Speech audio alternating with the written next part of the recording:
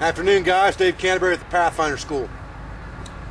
Going along with our discount budget bushcraft kit that we're working on. I picked up a wool blanket today. This is a surplus wool blanket. Couldn't get the guy talked down on a pack yet, but I did get him talked down to 10 bucks for this wool blanket. Now, I've got a couple things wrapped up in this blanket right now, but something that needs to be said about these wool blankets, and I got a feeling that I know why I got this for $10, but all military wool blankets are not created equal. Okay, I will tell you that now. And I'm speaking about U.S. wool blankets here. Okay, the U.S. has their blankets manufactured at a company, I believe it's out of Pennsylvania, and I've talked to that company before on the phone, and I've bought blankets directly from that company. And some of the wool blankets that are made for the Army are 100% wool, and those blankets are sent to places like Alaska where it really gets cold. The majority of the wool blankets that are made for the U.S. Army are 80-20 because they don't need to be as warm, they just need to be a good blanket. So I'm pretty sure this is an 80-20 blanket, but even an 80-20 blanket will keep you fairly warm. When you can afford it in your budget, you want to get 100% wool. My recommendation would not be a U.S. wool blanket at that point. It would be an Italian wool blanket because they're slightly bigger, they are thicker, and they are 100% wool, and they're very, very warm.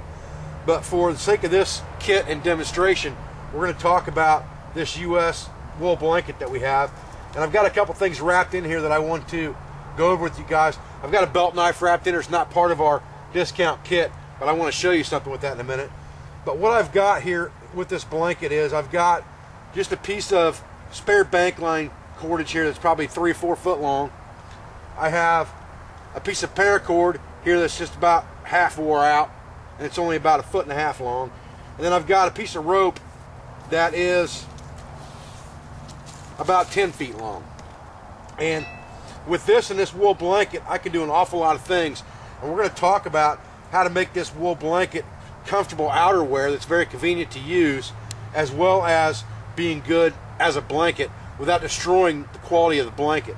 Now, we're going to do a video next week, I think, I'm planning anyway, to show you how to make a wool hunting shirt out of one of these blankets. And we'll have to completely destroy the blanket to make a wool hunting shirt out of it. But for this demonstration, I want to show you how to keep it a blanket, but still be able to use it for outerwear and not have to make a blanket pin and things like that, and also a more convenient way to wear this rope so that it will help you carry your equipment a little easier and be a little bit more adjustable for you. So we'll talk about those things in just a minute. Stay with me. Okay, now we've talked in the past about using one of these wool blankets as an outer garment, or a match coat, as they were called in the 18th century. And what you do is you just put this blanket over your head to create a hood. You wrap the blanket around you and you tie it off. Now, let's talk about the tying it off part for a minute, because there's ways to do that that are better than other ways. And what I'll do is I'll take a piece of rope that's 10 feet long, and the reason I use 10 feet is, number one, so I can double it over, and number two, so that I have something I can use for a tump line to carry the blanket if I want to. So what I'll do is I'll just double it over and then wrap it around my waist. Let me reposition this camera for you so you can see this a little bit better. Okay, now this blanket is plenty long that I can leave plenty over my head. So I want it to come down over my face. And then I'll bring it around me, first of all, just like this, and tuck it in on both sides. Drop this off my head for a minute and make sure that blanket is up off the ground, and just tuck it under my chin for the moment. Then I'll put my rope in half, and this is where I need to readjust the camera so you can see what I'm doing here. Once I get that rope in half, what I'll do is I'll take and bring it around my body, and I will put the ends right through the loop. And what that allows you to do is it allows you to cinch that blanket down, basically, in any fashion that you deem necessary. You can also take that looped end. What makes this real convenient is you can put your equipment on this. And I'll show you how to do that right now, because now you can just slide it over it just like it was a belt. Okay, so what we can do now, like I said, we can take and bring this loop around, and we can just stick our belt knife right through that loop, put our tag ends through the loop, bring that around, and all we do is take it up and tie a knot right there at the loop. That allows us to adjust it by pulling on this side and cinching it down. That basically turns that almost into a ring belt like they wore in medieval times. Now, when I bring this back over my head, I have plenty over my head here and plenty around here to tuck it in. But what I really want is, I want to be able to create a hood on here. What I really want to do is, I want to, instead of putting a blanket pin through here, which creates my hood that I can drop down, I want to know where that area is located, and I want to put a couple ties on here, and that's what I'm going to use that paracord for. So I'll bring this up over my head so it's comfortable and figure out that spot and make sure that my blanket is even on the corners that are hanging down, and I'll just pull it out away from me to do that and make sure that it's pretty well even coming down, adjust it as necessary to get it even, and then figure out where I need to put those ties. And I'm going to say that those ties need to be about right here. That gives me the comfort of dropping that hood down or pulling that hood up pretty easy if that's tied right there. So now I need to remember where this spot's at. So leaving this hood on at this point, I'm going to grab this piece of bank line that I had, and this bank line is actually a rope, so it's got three, I can separate that into 3 fibers, and that will give me one fiber that's plenty strong to do what I want to do with it. And it might take me a minute to separate that because this stuff has got a tar finish on it, which is what makes it kind of sticky, but it also makes it very, very strong. So let me separate one of these fibers and we'll get right back with it. Okay, now that we've got one of these separated, we'll just take our neck knife here and cut it off. And then we've got the other piece we need from the other 3, or from the other 2 pieces left over that we separated. And we've only got a piece here, probably, I don't know, a foot long is really all we need. And I brought a big repair needle out here, very similar to the repair needle I've got taped to the back of my Moore knife. In fact, it's exactly the same. So all I'm going to do now is thread this needle.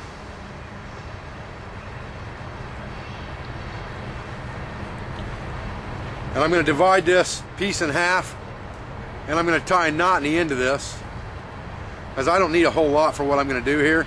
This will be plenty long, and it's probably, I don't know, 8 or 10 inches, and I'll double knot it down here at the end. But it'll be more than enough for what I need for one side, and then I'll do the same thing to do the other side. So now, what I'm going to do is I'm going to pull this blanket back over my head where it was, just like this, because I figure I'm going to sit down with this blanket just like I am now anyway a lot of the time.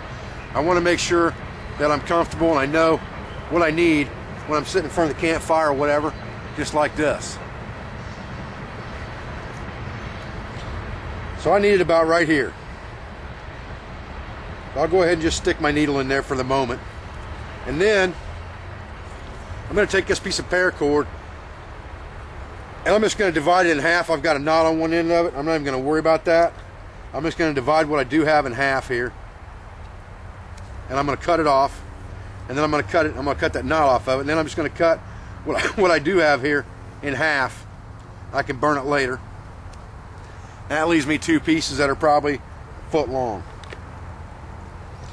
And I'm going to take one of those pieces, I'm going to sew it directly in the middle to this side. So I'm going to fold it in half again and find out where the middle's at. And the middle's right here.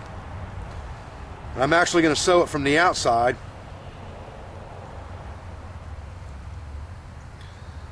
So I'm going to take my needle and come from the inside just like this, up inside here like this, and then I'm going to loop right over the middle of this thing a couple of times, and I'm probably going to put, oh, I don't know, 4 or 5 stitches in this thing, pretty close together,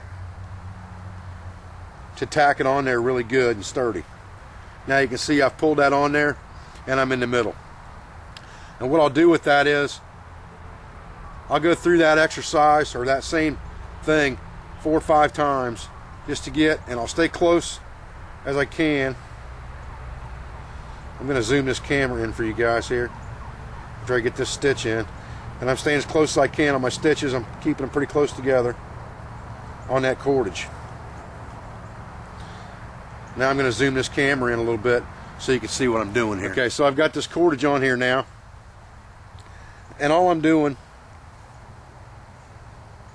is keeping these stitches pretty close together. I want to go over this 4 or 5 times because I want to make sure that's not going to come off of there. Now one of these stitches, and this is my third one here, I think what I'm going to do this time when I come back out on the front side again, what I'm going to do is I'm actually going to drive this needle down through the paracord to make sure that it does not slip. So I'm just going to go right through the skin of that paracord. Stay as neatly as I can here while I'm doing it. Drive it right down through the middle of that paracord and pull it down. That way I know that paracord's not going to slip out or move inside here at all. So that was my 4th stitch, and this will be my 5th stitch. And with this cordage doubled up like this, you know, that's going to be absolutely more than enough, beyond the shadow of a doubt, to hold that on there.